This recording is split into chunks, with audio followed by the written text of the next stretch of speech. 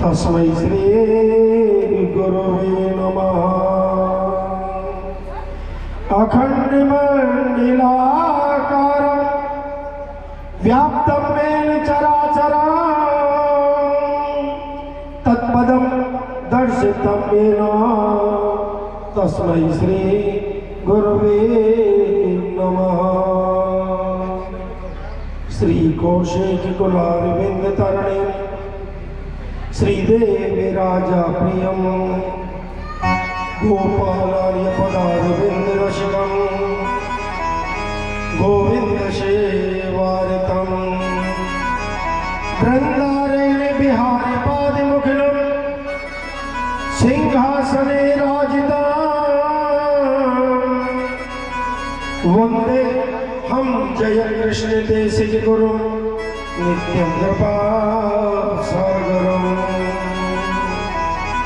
वरगुरुण्यं वरदं परेशं कृपादिगोपारिपरं परेशं चराणां परमार्थरूपं मनीषसारं वरदं प्रपद्ये। अतुलितबलधामं शैलावदेहं धनजवनकृशानं ज्ञाननामाग्रगण्यं सकलगुणनिधानं वादिराणाविधीशं रघुपतिप्रियभक्तं वातजातं नमामि। गुरुचरणकमलेभ्यो नमः। इष्टदेवताभ्यो नमः। कुलदेवताभ्यो नमः। सर्वेभ्यो देवीभ्यो नमः। सर्वेभ्यो पितृभ्यो नमः। सर्वेभ्यो ब्राह्मणेभ्यो नमः। हरि राम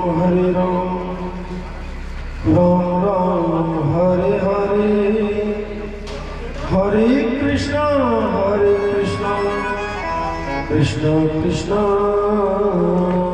हरे हरे।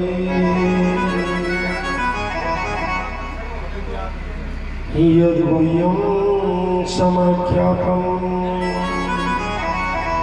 दिव्यरूपाणि वादतं यस्यं यक्षतं दिव्यं देवी सुखादिवाक्षतं।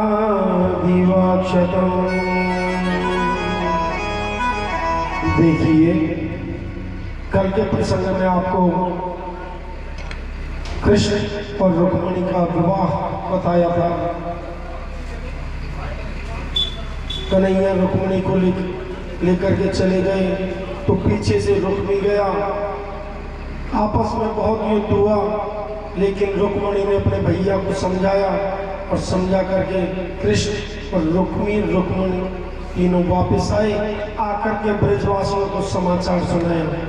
ब्रजवासी आदि बलराम सभी वहाँ आए और आकर के खूब आनंद के साथ कृष्ण और रुक्मिणी का विवाह संपन्न हुआ। युगल छवि के दर्शन करके सभी ब्रजवासियों को आनंद मिला।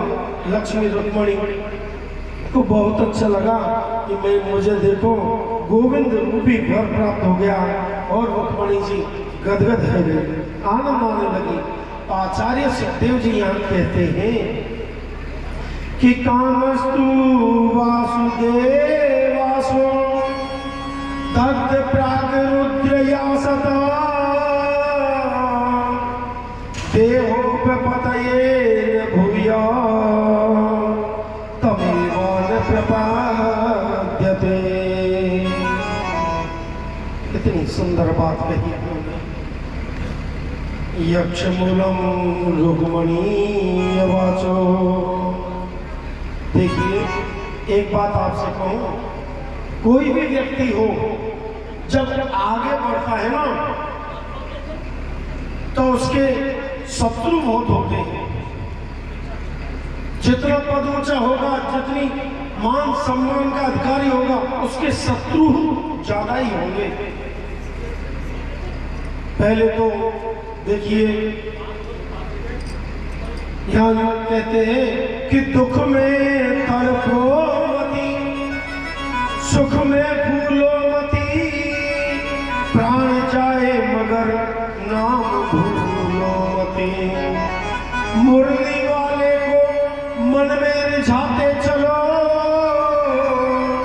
कृष्ण गोविंद गोपाल गाते चलो। हर स्थिति में मेरे कन्हैया का, मेरे गोपाल का स्मरण करना चाहिए। तो देखिए, जितना बड़ा पद होगा उसके उतने ही शत्रु होंगे। तो अब देखिए, हमारे गोविंद के साथ इस बात का निस्तांत अनुभव नहीं है कि इनके जीवन में क्या हो सकता है। भगवान के घर एक पुत्र हुआ। रुक्मिणी जी ने पहले पुत्र को जन्म दिया जिसका नाम था प्रद्युम्न। प्रद्युम्न युद्धतम प्रकाश यस्य सह। प्रद्युम्न कहते हैं कि जिसके जीवन में सुंदर कर्म का प्रकाश हो उसे कहते हैं प्रद्युम्न। लेकिन कृष्ण के शत्रुओं की कमी नहीं थी। कन्हैया के बहुत शत्रु थे। संबासुर नाम का असुर मेरे गोविंद के यहाँ प्रसूति का काम करता था,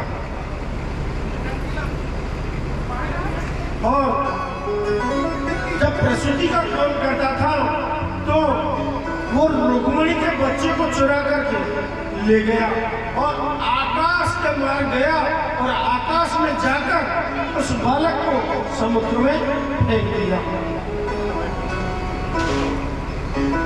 मछली उस बालक को निकल गई और मछुआरों ने अपना जाल फेंका और उस मछली को पकड़ लिया। मछली को पकड़ करके संबासुर के घर भेज दिया। अब संबासुर के यहाँ भोजन का कार्य करती थी जिसका नाम था विद्यावती। उसने कहा, मछली को काट करके उसमें से उस बच्चे को निकाला कि तुम इस बच्चे को पालो। हम क्या करेंगे बच्चे को? विद्यावती के कान में एक बार संत नारद ने आकर कहा कि तुम्हारी गोद में जो बालक खेल रहा है ना, वो तुम्हारा पति है शिव। जब शिव तीसर नयन उभारा, निर्खत काम भयो जरिछा। भगवान शिव ने जब काम को जलाकर भस्म कर दिया तो काम की पत्नी रति रोने लगी। तो भगवान शिव ने कहा कि तुम्हारा पति तुम्हें द्वापर में जाकर कृष्ण का जो पुत्र बनेगा ना, संबासुर के यहाँ तुम भोजन का कार्य करोगी, वहां तुम्हें तुम्हारा पति मिल जाएगा। सो तुम्हें तुम्हारा पति मिल गया। प्रद्युम्न जी बड़े होकर संबासुर का वध करके पत्नी को लेकर द्वारका आ गए। अब प्रद्युम्न जी वहां गए और आए, तब तक कन्हैया में 16,107 विवाह हो गए। तो मेरे कन्हैया के पूरे विवाह हुए 16,108। एक बात कहूं कि भगवान ने 16,108 विवाह होकर, उनके पत्नियां हैं 16,000, तो अरे सबके सब अंतर्यामी रूप में परमात्मा सबके सच्चे पति हैं। तो भगवान का दूसरा विवाह होता है भालू की बेटी से, जामवती की पुत्री से, जिसका नाम है जामवती। जामवती कन्हैया की पत्नी बनी। तो सुखदेव जी ने कहा, महाराज द्वारका के राजा आए थे, उसका नाम था सत्राजित। सत्राजित बहुत बड़े तपस्वी राजा थे। उनके पास एक मणि थी और उस मणि का नाम था श्यमंतक मणि। रोज उस मणि की पूजा करते थे, लेकिन उस मणि में खासियत थी उसकी पूजा के प्रभाव से रोज उस मणि में से 8 बार सोना निकलता था। 8 बार सोना, ये मत सोचना कि 8 तोला सोना, 8 बार सोना कहते हैं 2 कुंटल सोने। उस मणि की पूजा करते 2 कुंटल सोना रोज मिलता। इतना स्वर्ण उस मणि से नित्य प्रकट होता था। एक दिन सत्यराजित राजा उस मणि को कंठ में पहनकर कृष्ण की सभा में आए और भगवान कन्हैया तो देखो हंसी मजाक में कर ही लेते हैं। तो भगवान ने सत्यराजित से बोले कि आप घर में कुल कितने सदस्य हैं? सत्यराजित बोले एक तो मैं हूँ और एक मेरी वृद्धा पत्नी है और एक मेरा छोटा भाई है प्रसेन, और एक ही मेरी इकलौती बहन है, उसका नाम है सत्यभामा। इकलौती पुत्री है जिसका नाम है सत्यभामा। तो भगवान बोले कि इसका मतलब तो तुम घर में कुल टोटल 3.5 प्राणी हो, बस इतना छोटा सा परिवार, और तुम इतने स्वर्ण देने वाली मणि को रखते हो। तुम ऐसा करो, यदि तुम चाहो तो इस मणि को हमारे खजाने में रख दो, जमा करा दो, जिससे प्रजा का बहुत सहयोग होगा। कृष्ण ने मणि अपने लिए नहीं मांगी, समाज के कल्याण के लिए मांगी, गरीबों के हित के लिए मांगी कि कभी दुर्भिक्ष पड़ गया तो लोगों की सहायता हो जाएगी। सत्यराजित ने कहा प्रभु क्षमा करें, मैं मणि ये तुम्हें नहीं दे सकता। भगवान ने कहा आपकी चीज है, हम ज्यादा कह भी नहीं सकते। सत्यराजित तो सभा में से अपनी मणि को लेकर वहां से चले गए। आज सत्यराजित का भाई प्रसेन ने उस मणि को पहन लिया और प्रसेन उस मणि को पहनकर जंगल में शिकार करने के लिए गए। तो किसी सिंह ने प्रसेन को मार दिया और उस मणि को ले लिया। उधर से जा रहे थे जामवंत जी, तो जामवंत जी ने सिंह को मारकर सिंह पे से वो मणि छीन ली। जामवंत ने वो मणि अपनी बेटी को दे दी खेलने के लिए। अब सत्यराजित सोचता है किसने मेरे भाई को मारा और मणि हथिया ली। फिर उसने सोचा मैं परसों के दिन कृष्ण की सभा में गया था, तो कृष्ण ने मुझसे मणि मांगी, तो शायद कृष्ण ने ही मेरे भाई को मार दिया हो और मणि ले ली हो। इतना बड़ा कलंक गोविंद को लगाया। तो भगवान को आज रात्रि भर नींद नहीं आई। काजल से भी काली होती है ये कलंक। परमात्मा कभी किसी को कलंकित नहीं होने देते, ये प्रयास हमेशा करें। भगवान ने गर्गाचार्य जी से पूछा गुरुजी, मैं तो जानता भी नहीं कि प्रसेन को मैंने कभी देखा भी नहीं, और ये कहते हैं कि तुमने मारकर उस मणि को छुड़ा लिया, ये ऐसा क्यों हुआ? मेरी जन्म कुंडली देखिए गुरुजी।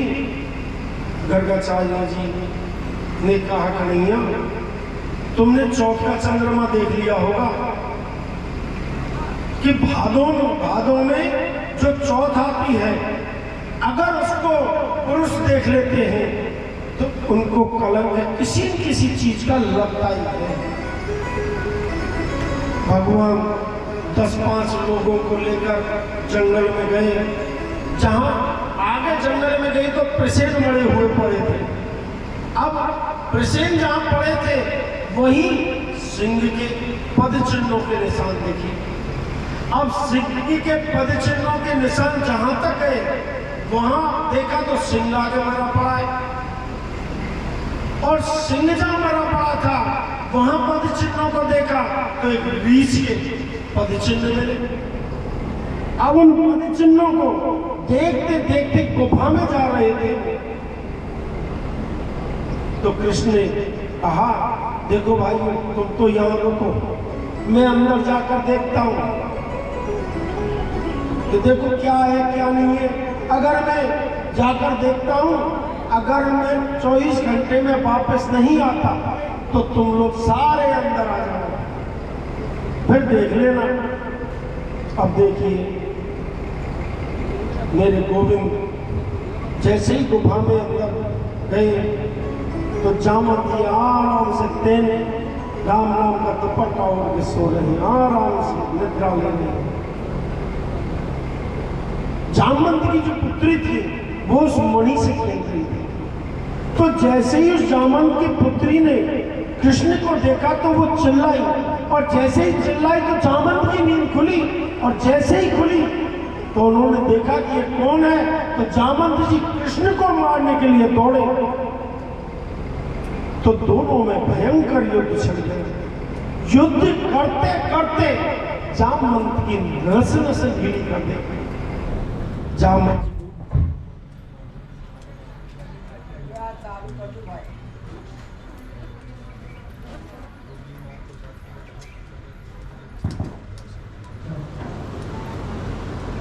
बोले वृंदावन बिहारी लाल की जय हो। जामवंत ने कृष्ण में जमकर युद्ध छड़ा। कन्हैया ने जामवंत जी की नस नस ढीली कर दी। तो जामवंत जी बोले कि आप कौन हो? लेकिन जामवंत जी तो इतना जानते थे कि मुझसे बलशाली और कौन हो सकता है कि देखो प्रभु मैं पहचान तो गया हूं कि आप मेरे प्रभु हो। तो भगवान श्री राघवेंद्र जब रावण को मारकर आए तो अपनी पूरी सेना से कहा कि आज मैं आप लोगों को कुछ देना चाहता हूं, तो मांगो। तो किसी ने प्रेम मांगा, किसी ने भक्ति मांगी, किसी ने श्रद्धा मांगी, किसी ने पूजा मांगी, लेकिन जामवंत जी शांत बैठे थे। प्रभु ने कहा जामवंत तुम भी कुछ मांगो ना। जामवंत से बोले क्या मांगो? रावण से हमने युद्ध तो किया पर रावण की सेना में मेरे बराबर टक्कर का कोई वीर नहीं था। अब भगवान अगर आप देना ही चाहते हो तो अपन दोनों में, गुरु और शिष्य में कभी दो दो हाथ है जाए। मेरी इच्छा है मैं देखूं तो सही कि मेरे रघुवर में कितना बल है, कितनी ताकत है, देखो तो सही। भगवान ने कहा ऐसा इस समय नहीं हो सकता, क्योंकि स्वामी और सेवक में युद्ध होना यह मर्यादा के विरुद्ध है, यह मर्यादा के अनुकूल नहीं है। हाँ तुम्हारी मैं अभिलाषा पूर्ण जरूर करूंगा। इसलिए प्रभु ने इशारा कर दिया कि द्वापर में तुम्हारी इच्छा पूरी करूंगा। आज वही गोविंद ने जब युद्ध किया तो जामवंत जी समझ गए कि ये तो मेरे श्री राम है, मेरे प्रभु हैं। जामवंत जी मणि गोविंद को समर्पित की और गोविंद को समर्पित करते हुए बोले भगवान मणि ही क्या, आप मेरी पुत्री को भी स्वीकार करो। मैं तो अभी एकांत में बैठकर आराम से आपके नाम का गुणगान करूंगा, भजन करूंगा। जामवती के हाथ पर दोनों को आपस में देकर कृष्ण और जामवती, परम सुंदरी थी जामवती, भगवान जामवती को लेकर आए और सत्राजित को मणि वापस कर दी। अब सत्राजित को रात भर नींद नहीं आई कि मैंने कितना बड़ा पाप किया, कि मैंने द्वारकाधीश को कलंकित किया, कितना बड़ा अपराध किया मैंने। बेटी आपके हम ले लेते हैं। यशम सत्यभामा देवी सत्राधिवादिता यशम कलंकतम दिव्यां स्वयं भगवान मुझसे बहुत बड़ी गलती हो गई, मुझे माफ करो, आप इस मणि को लो और मेरी जो बेटी है सत्यभामा इसको भी आप साथ ले जाइए। भगवान सत्यभामा को भी साथ ले आए। अब भगवान पांडवों के यहाँ घूमने के लिए गए, पीछे से अक्रूर जी ने सुधन्वा नाम के व्यक्ति को भड़का दिया और राजा सत्यजित को मारकर जैसे ही वो मणि को ले गए, पहले तो कन्हैया को ही दी थी मणि कि तुम मणि ले जाओ, मेरी बेटी को ले जाओ और संबंध रचाओ। जब सत्यभामा को कन्हैया को दे दिया तो कन्हैया ने सोची अगर मैं इनकी लक्ष्मी सत्यभामा को ही ले जा रहा हूं पुत्री को, तो मणि को तुम ही स्वीकार करो। तो वापस मणि सत्यजित को दे दी थी। अब सत्यजित को देखो, उसको मारकर सुधन्वा नाम का जो राजा था वो सत्यजित को मारकर मणि को ले गया।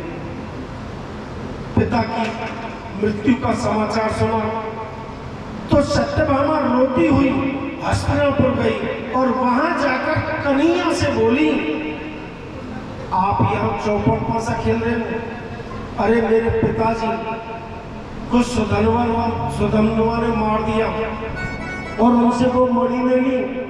आपके ससुर है तो ससुर की मृत्यु का समाचार सुनकर मेरे गोविंद सत्यभामा को गले से लगा दिया और इतने रोए कि मुझे बहुत कष्ट हुआ देवी कि मेरे ससुर जी को मारने वाले को मैं छोड़ूंगा नहीं। सुखदेव जी कहते इतनी जोर से रोए मेरे गोविंद, तो राजा ने पूछा भगवान काहे को रोए, क्यों रोए? बोले पत्नी के पिता मर जाने पर नहीं रोए, पत्नी के पिता मर जाने पर नहीं रोने से सत्यभामा थी ना वो बुरा मान जाती कि देखो मेरे तो पिता मर रहे हैं, ये चौपड़ पासा खेलने आनंद ले रहे हैं। इसलिए कन्हैया ने सत्यभामा को अपनी बाहों में भरकर जोर से रोए। नाटक किया कन्हैया ने, क्यों गोविंद तो नाटकबाज है ही, ऐसा सत्यभामा को नहीं लगना चाहिए। तो सत्यभामा का दुख बांटा कन्हैया ने, लेकिन सुधन्वा को मारने के बाद भी भगवान को मणि नहीं मिली। बलराम जी बोले घर में देखियो तेरे ही पास कहीं रखी होगी। कन्हैया बोले अच्छा, चौथ का चंदा देखा इसलिए मणि का कलंक मुझे लग गया। श्री अक्रूर जी के पास में वो मणि थी जो उनको मिल गई। अब अक्रूर जी को प्रभु ने दंडित किया कि ये मणि आप ही रखो। अब उस मणि की रोज 10 घंटे पूजा करते थे। जितना स्वर्ण उसमें से निकले वो तोड़ हमारे खजाने में ले जाते थे। भगवान अर्जुन को लेकर वन में घूम रहे थे तो वहां एक सांवली सलोनी नारी को देखा जो यमुना किनारे खड़ी है।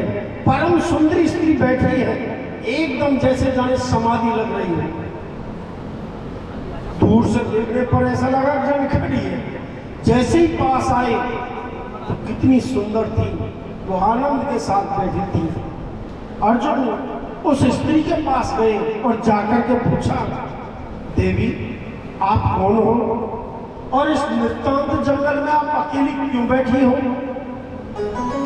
उस स्त्री ने कहा, मैं सूर्य की पुत्री हूँ, यमराज की बहन हूँ, मेरा नाम है कालिंदी। कालिंदी कहते हैं यमुना को।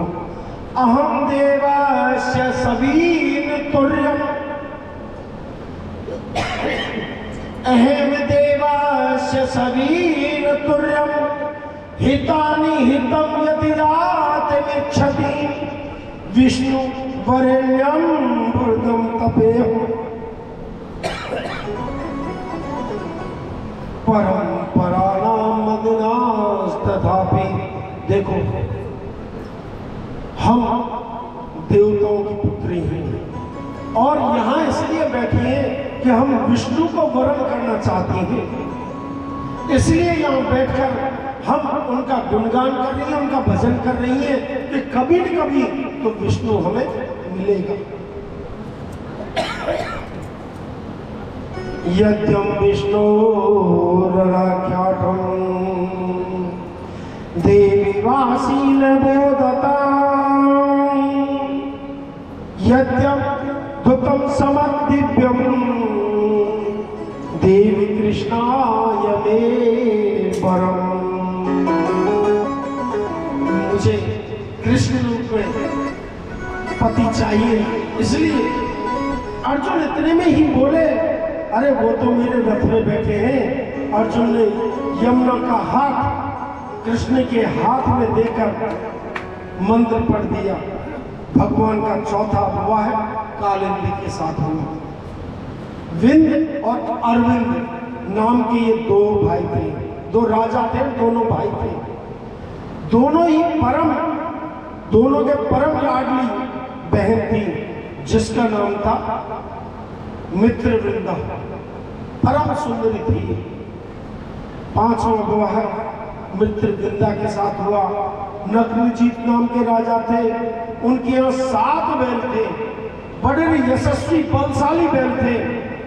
ऐसे पराक्रमी मनुष्य कोई मिल जाए, बुद्धिमान मनुष्य मिल जाए जो एक साथ 7 बैलों के नाक में नकेल डाल दे, मैं मेरी बेटी का विवाह उसके साथ करूंगा। कृष्ण ने ऐसा ही किया। छठवां विवाह नागनिजति के साथ हुआ। इसका नाम सत्या भी है। एक राजानी देवी नाम के पराक्रमी स्त्री थी, राजकार्य संभाल रही थी स्वयं। तो राजादी देवी की पुत्री का नाम है भद्रा। 7वां विवाह कन्हैया का भद्रा के साथ हुआ। मगध देश के राजा की बिटिया का नाम है लक्ष्मणा। 8वां विवाह लक्ष्मणा से हुआ। एक और पराक्रमी राजा हुए जिनका नाम था भौमासुर, जो भूमि से उत्पन्न हुए थे, इसलिए उनका नाम भौमासुर हुआ। भौमासुर अपने बल का बहुत दुरुपयोग करता था। कभी कभी व्यक्ति धन का दुरुपयोग करते हैं, कभी बल का दुरुपयोग करते हैं। तो मैंने कहा था, यदि अगर साथ में विवेक नहीं है तो धन का ऐश्वर्य उस व्यक्ति को बिगाड़ देता है, अगर विवेक साथ में नहीं है। भौमासुर ने अपने बल का दुरुपयोग किया, बड़े बड़े राजघरों में जाता और राजकुमारियों का हरण करके ले आता और अपने कारागृह में डाल देता था। और मन में यह संकल्प कर लिया कि जब ये राजकुमारियां 20,000 हो जाएंगी तब मैं इनके साथ विवाह करूंगा। अब 16,100 राजकुमारियां तो उसने बंदी बना ली और भगवान को सूचना मिल गई।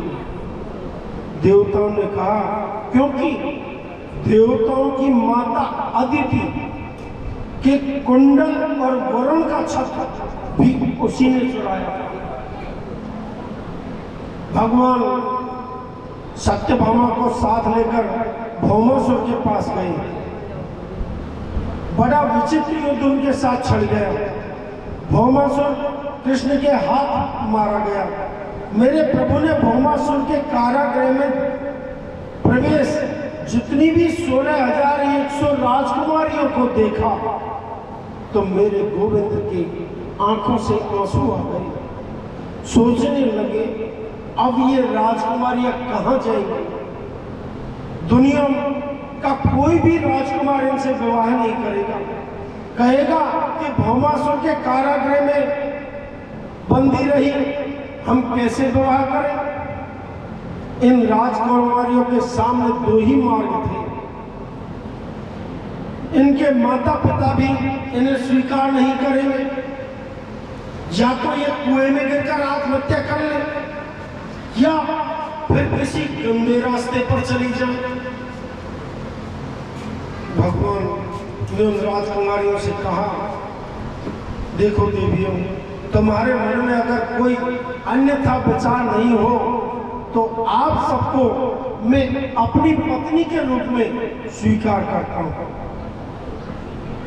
मेरे गोविंद ने उन 16,100 राजकुमारियों के संग एक ही मुहूर्त में विवाह कर लिया। यदि श्री कृष्ण ऐसा नहीं करते तो बताओ समाज में कितनी बड़ी गंदगी विकृति फैल जाती। ये राजकुमारियां तो धन्य हो गई कि कृष्ण ने पति रूप में स्वीकार किया, मानवीय गुणों का जीने का अधिकार प्रदान किया इनको। शादी करने के बाद भगवान द्वारका में आ गए। बड़ा सुंदर परिवार है, बड़ी शांति है। भगवान के इतने विवाह हुए 16,108। मतलब क्या है? देखिए, वेद में 3 कांड हैं, ज्ञान कांड, कर्म कांड और उपासना कांड। 16,000 मंत्र हैं उपासना कांड में। ज्ञान कांड में 4,000 मंत्र हैं और कर्म कांड में 80,000 मंत्र हैं। समीपे उपासनम, जो परमात्मा के समीप चले जाना ही उपासना है। तो 16,000 वेद के जो उपासना कांड के मंत्र हैं वो श्री कृष्ण की 16,000 पत्नियां हैं। और 100 प्रकार के जो उपनिषद हैं, वेदांत हैं, जिनमें कृष्ण ने भक्ति का प्रतिपादन किया जाता है, वो 100 प्रकार के उपनिषद यहाँ कृष्ण की ये पत्नियां हैं। गीता में एक श्लोक में कहते हैं यहाँ कि भूमिरापो नलो वायु खम्मन्नो बुद्धिरेव च अहंकारम इति यं मे भिन्नो प्रकृतिराष्टधा। 8 प्रकार की प्रकृति है। भूमि, जल, अग्नि, वायु, आकाश, मन, बुद्धि और अहंकार। ये 8 प्रकार की प्रकृति है। जीव में और ईश्वर में अंतर क्या है? जो प्रकृति के वश में रहता है वो तो है जीव, और जो प्रकृति को वश में रखता है वो है ईश्वर। यस्यम ईश्वरम दीवदात्यम देव रूपाणि यो यशः, जो प्रकृति को वश में करने की शक्ति रखता है उसे ईश्वर कहते हैं। परमात्मा प्रकृति के वश में नहीं है, प्रकृति उनके वश में है। इसलिए 8 प्रकार की प्रकृति कृष्ण की ये 8 पटरानी है।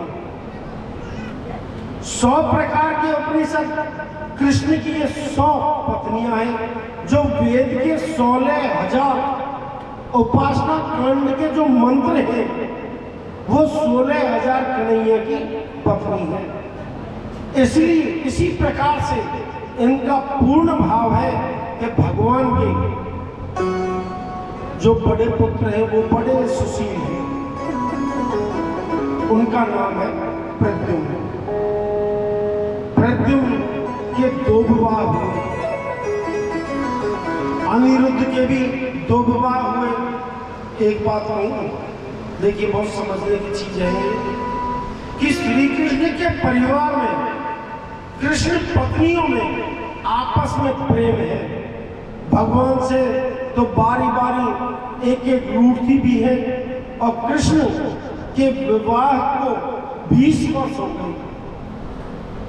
तो रुक्मणी जी के 4 पुत्र हुए हैं, लेकिन रुक्मणी के चेहरे पर कन्हैया ने कभी क्रोध नहीं देखा। रुक्मणी के चेहरे पर कभी क्रोध नहीं देखा। ये रुक्मिणी के अंदर बहुत बड़ी विशेषता थी। सुखदेव जी कहते हैं राजन, दरबार